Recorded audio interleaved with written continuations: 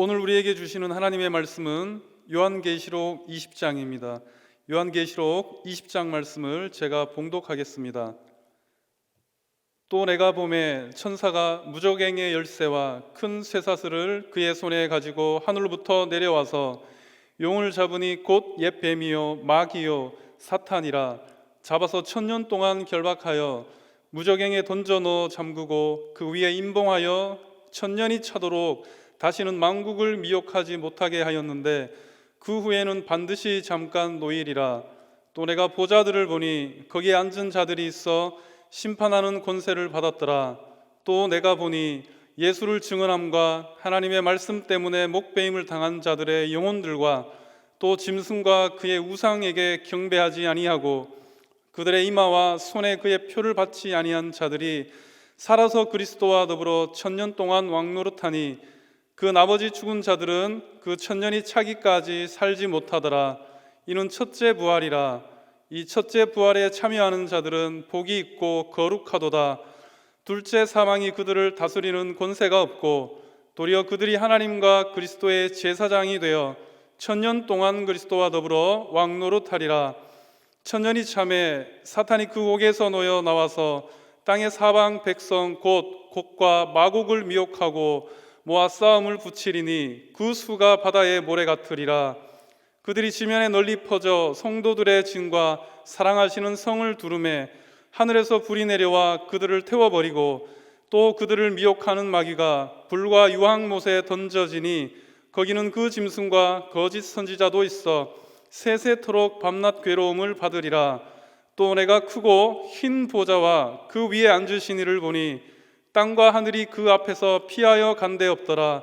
또 내가 보니 죽은 자들이 큰 자나 작은 자나 그 보좌 앞에 서 있는데 책들이 펴 있고 또 다른 책이 펴졌으니 곧 생명책이라.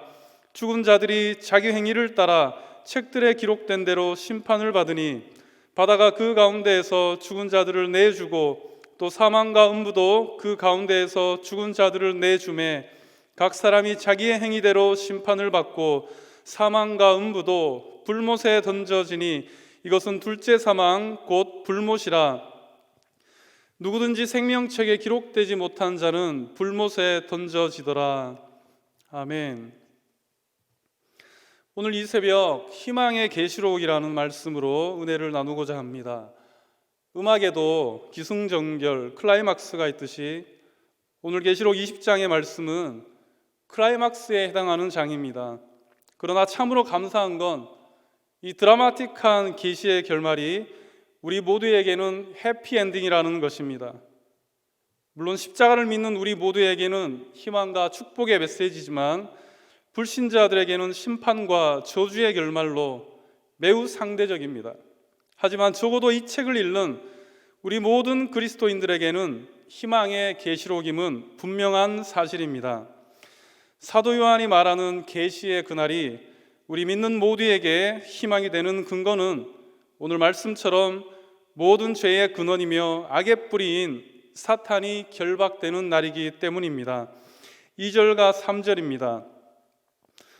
천사가 무저갱의 열쇠와 큰 쇠사슬을 그의 손에 가지고 하늘로부터 내려와서 용을 잡으니 곧 옛 뱀이요 마귀요 사탄이라.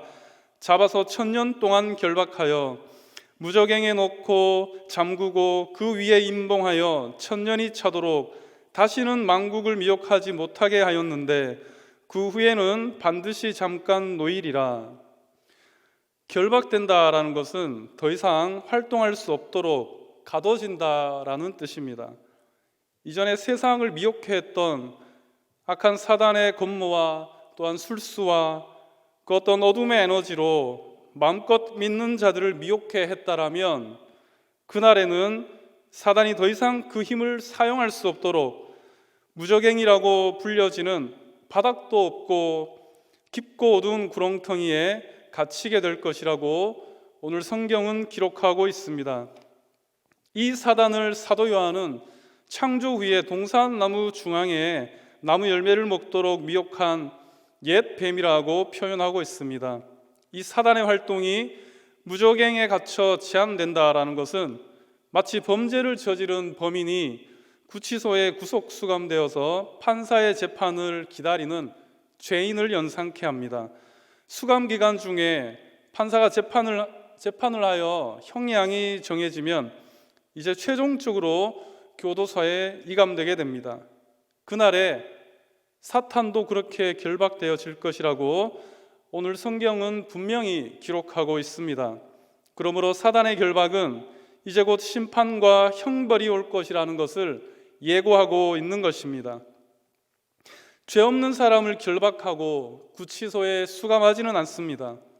구치소는 재판장의 재판과 형량을 기다리는 임시 수용시설입니다. 바울은 이 재판장을 디모데후서 4장 8절에 이렇게 표현합니다. 주 곧 의로우신 재판장, 이분이 바로 예수 그리스도이십니다. 이 의로우신 재판장 되시는 우리 주께서는 반드시 악을 심판하십니다. 왜냐하면 빛과 어두움은 공존할 수 없기 때문입니다.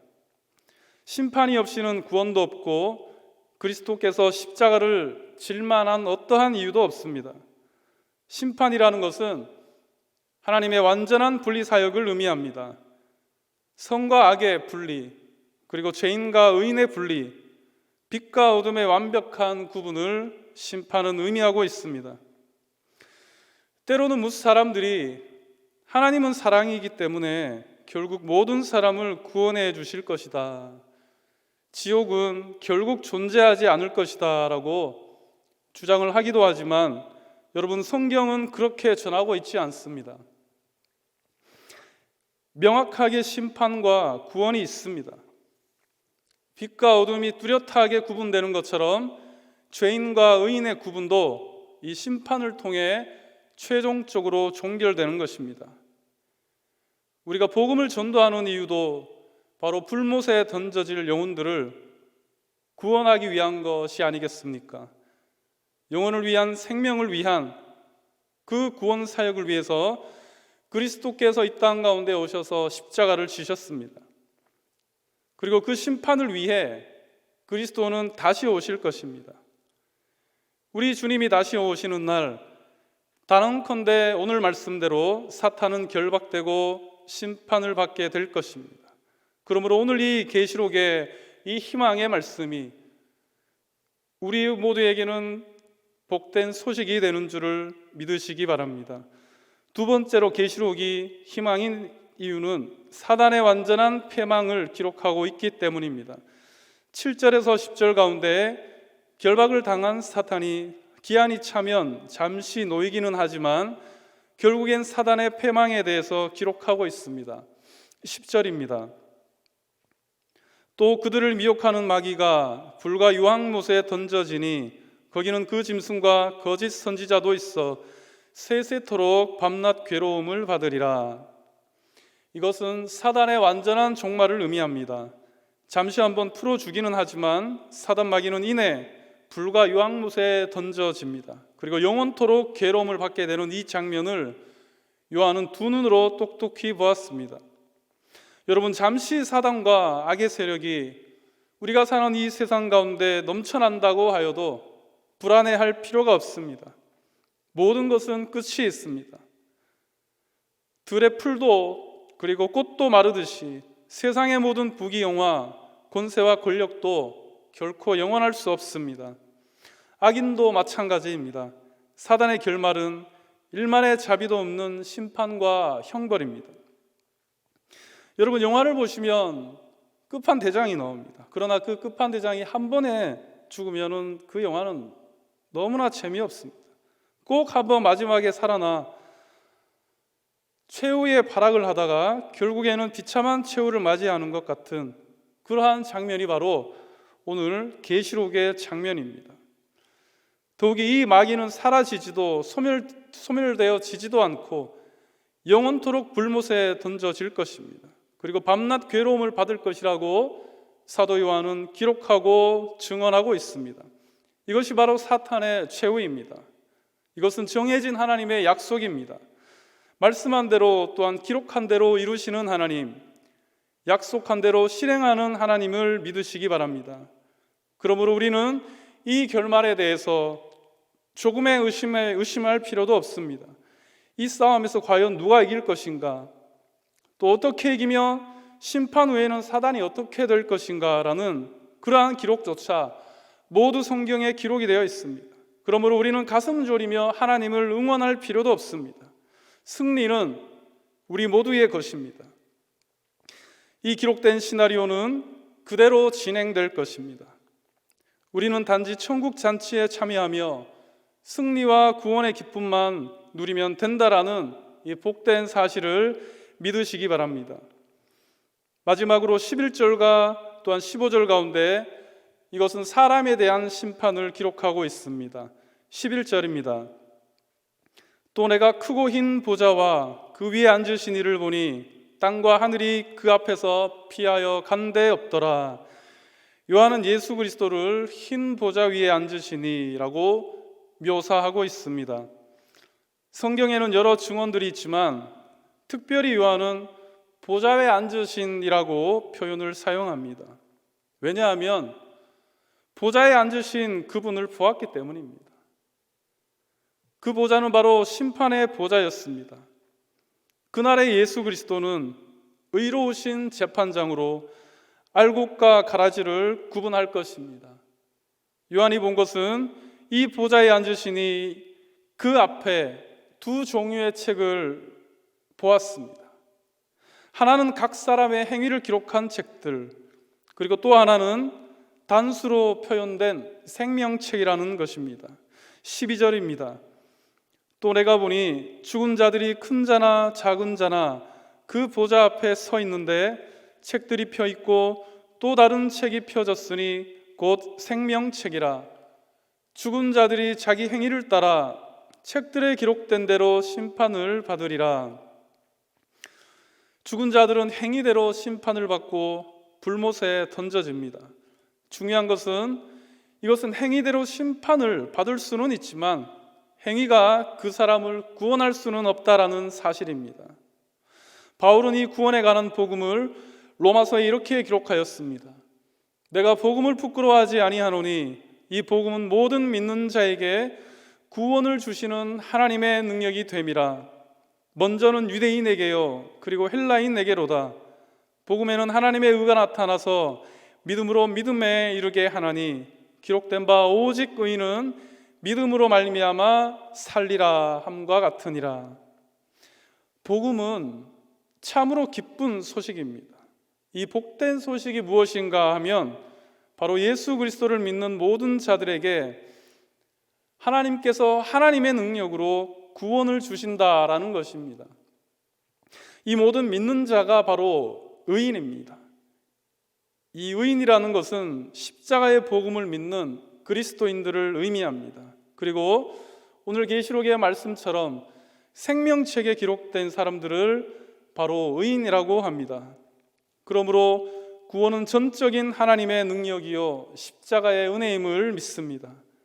아무리 행위가 선하다라고 할지라도 결코 구원을 받을 수가 없습니다.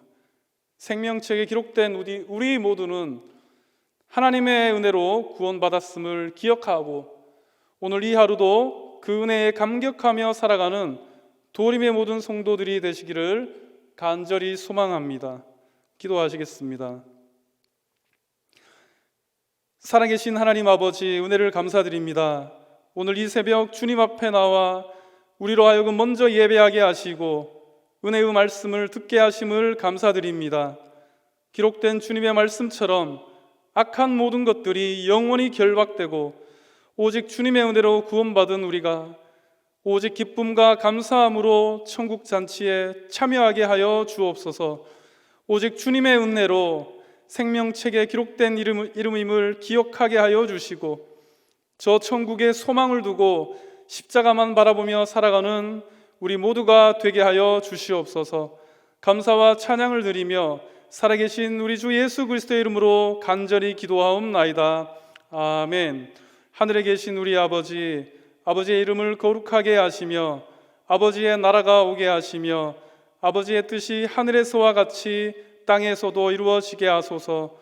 오늘 우리에게 일용할 양식을 주시고 우리가 우리에게 잘못한 사람을 용서하여 준 것 같이 우리 죄를 용서하여 주시고 우리를 시험에 빠지지 않게 하시고 악에서 구하소서. 나라와 권능과 영광이 영원히 아버지의 것입니다. 아멘. 먼저 오늘 말씀을 기억하며 기도하시겠습니다. 악한 세상 가운데 오직 주님의 말씀과 십자가의 은혜로 저 천국 본향을 바라보며 살아갈 수 있도록 기도하시기 바랍니다. 다음으로 사랑하는 담임 목사님을 위해서 기도하실 때에 성령 충만함으로 맡겨진 사명을 잘 감당할 수 있도록 인도하여 주시고 주일마다 선포되어지는 말씀을 통해 우리 모두가 새롭게 변화받게 하시고 담임 목사님 기도하실 때마다 하나님의 놀라운 기적의 역사가 일어나 우리 모두의 응답의 기쁨을 나누게 하여 주옵소서. 맡겨진 노예의 사역도 형통하게 인도하여 주시고 평안하게 또한 든든하게 세워져가는 노예가 될 수 있도록 은혜를 내려달라고 이 시간 기도하시기 바랍니다. 다음으로 우리 교회를 위해 기도하실 때 주신 비전과 사명 20만 성도와 1,000명 선교사 파송이 이루어지게 하여 주시고 새성전 비전센터를 통해 많은 생명을 구원을 받아 하나님께 영광 돌리는 우리 교회 되게 해달라고 기도해 주시기 바랍니다. 마지막으로 교회의 각 기관과 당회와 또한 지역사회를 섬기는 디아코니아 센터와 교회 학교에서부터 장년부에 이르기까지 부흥이 있게 하시고 특별히 병상 중에 있는 환우들을 치료하여 주시고 코로나 바이러스가 속히 소멸되게 하시며 해외에서 오늘도 빛과 소금의 역할을 감당하고 있는 선교사님들과 또한 그 가정의 평안과 안전을 위해서 그리고 마지막으로 우리 개인의 가정마다 간구하는 기도의 제목들을 위해서 이 시간 주님의 이름으로 함께 합심하여 기도하시겠습니다.